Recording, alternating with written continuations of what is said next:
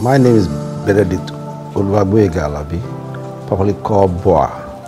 I'm a native of Ikire in Rewoli local government of Osun State. I'm 53 years old. Before joining politics, I was a banker for many years. My educational background goes from BSc Banking and Finance to a master's degree in economics. I'm also a fellow of Chartered Institute of Bankers of Nigeria. I'm also a fellow of Chartered Institute of Credit Administration of Nigeria. I have so many qualifications, among which is also the one I'm used to practice, because after banking, I established a company with some of my friends called Eliza Group of Companies. We went to facility management, and I'm proud to tell you that I'm the first Nigeria to be awarded what we call SFP, Sustainability Facility Professional, after passing the exams.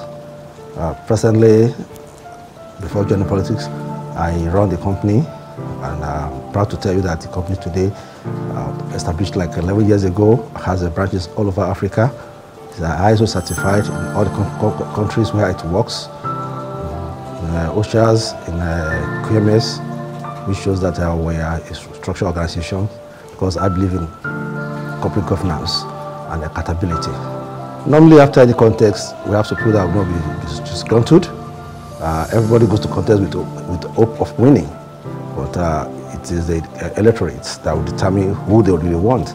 And it's expected there will be some backsliding, but I think that will not really affect us. We have to look at numbers, how many people are aggrieved, and what's their contribution to the party, and what quantum of party loyalist can they go away with. If they are so popular in the first place, they won the primary. I didn't win primary because I wasn't that popular as the candidate that won the primary. So we have to be sportsmen and also be committed to the party and the principles. And I believe that we are still reconciling. I believe before the election proper, we still come back together as a family. Presently, we have a lot of people, they campaign from other political parties, because they find out that the candidates that we are presenting are the kind of people that can take Osun forward. My mandate to people of Osun is that we should look for credibility, we should look for competency, we should look for continuity of good work of the present administration, who has done so many things for us in terms of infrastructural development, who has his capacity as a chief executive of the state, has improved our educational performance, both in structure and also in deliverables. A government that has created an enabling environment for business to thrive in Osun State. I remember 3 years ago when Shoprite was invited to Osun to open our shop. Their business office shows that Osun doesn't have the capacity for their business. Today they are running around to establish their complex in Osun State, because they have said that the economy has improved, the environment is more encouraging and supporting to businesses. So we should look at competency, we should jettison party lines, we should also jettison the idea of my brother nepotism, my family member. No, it should be who can take us to the highest level. And I'm sure that our people are people of integrity, that they call us Omoluabi, which are noble people. I mentioned it earlier on, when you have done a good job, the reward for a good job is a small job. The people of Osun State have seen what we could do, and I'm sure for that reason we have captured at least 50% of the populace, the electorate. That means that what are 50% you're already costing home for winning. And two is that our party is a party that is based on ideology, that people are very transparent to people to see, and it's a party where we also have structure that drives our systems. So going to election is not a new thing to us, and we also have the strategy of making people realize who we are and vote for us. So we have no doubt about us winning the election because of what we have done and what we did know that we still do. First is that the Osun State has been predominantly an agrarian community.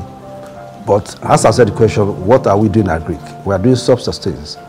Now we need to take it to a commercial level. And this foundation, the present government have laid. So our administration is going to take it further. One, providing agri-allied industries that will make our community better and our farmers to have better returns on their labor. Government has made so many roads. We have ORAM that take care of rural road and maintenance to ensure that the produce from the farm comes out. These are things we encourage. Then we also look at the road network that connect us to other states so that they can make Osun State a hub for their business transactions and passages. All this also add to your economy. This we will support. Also, on the phase of the education, the government has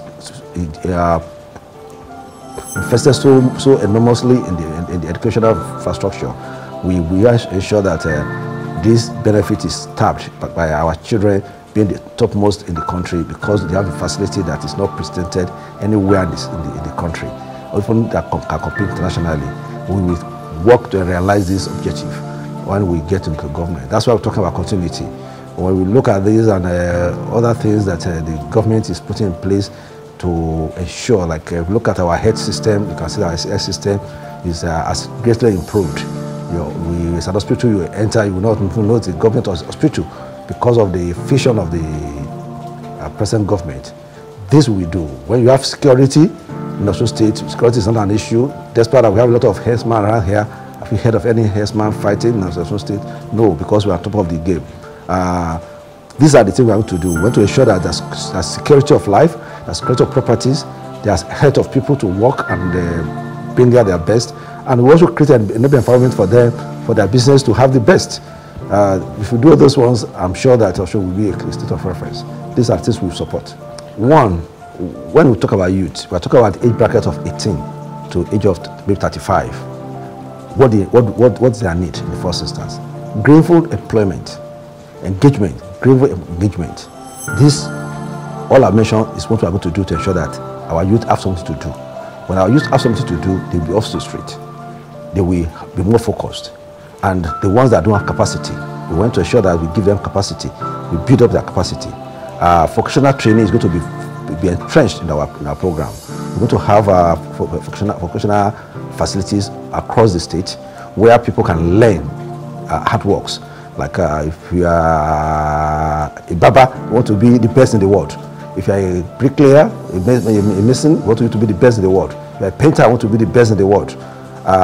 Coming from my background as a facility manager, and I also run an academic on vocational studies. It tells you that it's something I believe that you can use to empower a community. So we're going to have vocational training for them. We're going to improve our educational system to ensure that they have the best of education, and we want to create opportunities for them to get employed. We're also going to have what we call cottage industries, which cottage industry is going to be a pocket of industry across the state that will be employing like 200, 300 people with the intention of energizing the society, and it's also taking the youth away from the street. There, when we give them job, I'm sure the youth will be better off. And we also make them to be internationally compliant. We give them, we bring in the resources of the world into Osun State. Yeah, we also talk about our tourism potentials in this country and in this state. I'm happy to tell you that the last Kiriji festival, I was the chairperson, and because I believe in tourism, I've been around the world, and I know that tourism is a very huge industry. Especially you go to the places like Barbados, you go to places like the Caribbeans, you see that they have nothing that we don't have here. In fact, most of our sites can compete more favorably than most of the sites we have there.